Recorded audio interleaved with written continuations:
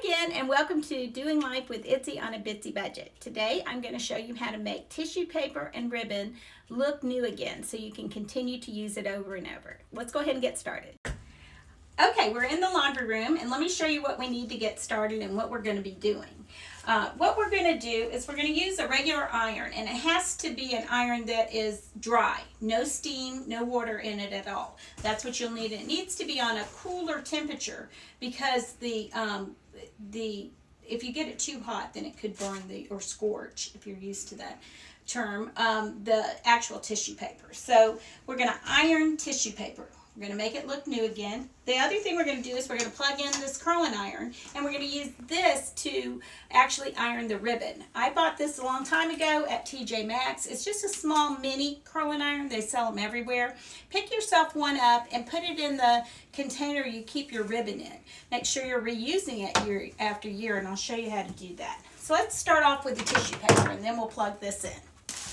All right, I know some of you are wondering, why in God's name would somebody iron tissue paper? Well, tissue paper can be reused. Years ago, patterns were made, and they still are, out of tissue paper. And what you did before you made your dress or anything is you just set your tissue paper down, your pattern, and you ironed it so it would be flat when you pinned it onto the fabric.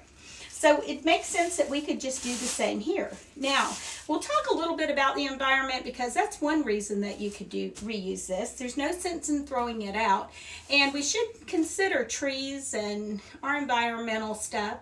I don't use a lot of paper products, so using this just makes sense to me over and over again. So what you do is you get your iron ready, test it a little bit on the edge, and then if you need to turn it up or not, that's fine. But you just kind of go over it on a low, just a low heat. And it'll take all these little wrinkles out where it's pretty flat. I mean, you'll still be able to see that it was balled up a little bit, but it'll be real nice and neat when you use it in your next package. So you just kind of go over it. And then what I do is I just take it, if there's a tear or a hole in it, I just cut that part out. This piece looks pretty good, and I'll just go and crease it nice, just like you would have bought it in the original package. And then you can kind of turn it one more time. And again, you get used to, all these are about the same size. Sometimes they're a little different. But you just iron it flat so you can put it in your wrapping container. And you have a nice flat iron piece of tissue paper that you can reuse. All right, I'll unplug this iron and let me plug in my curling iron. So you just kind of plug this in and let it get warm. And a lot of times when you're using this, will take a second. I'll go ahead and talk to you about this. So you can see where this one was tied in a bow, and it's wrinkled there. And so we'll just use this curling iron, just the same technique if you're straightening your hair. All it is a hot iron, and you're going to go straight down the ribbon and make it look flat. And then I'll show you what I do to store it in my container. And then I'll finish doing these on my own once you guys have already gone on and hopefully doing your own projects. All right, so this is getting warmer. And I just start down here, just like you would your hair.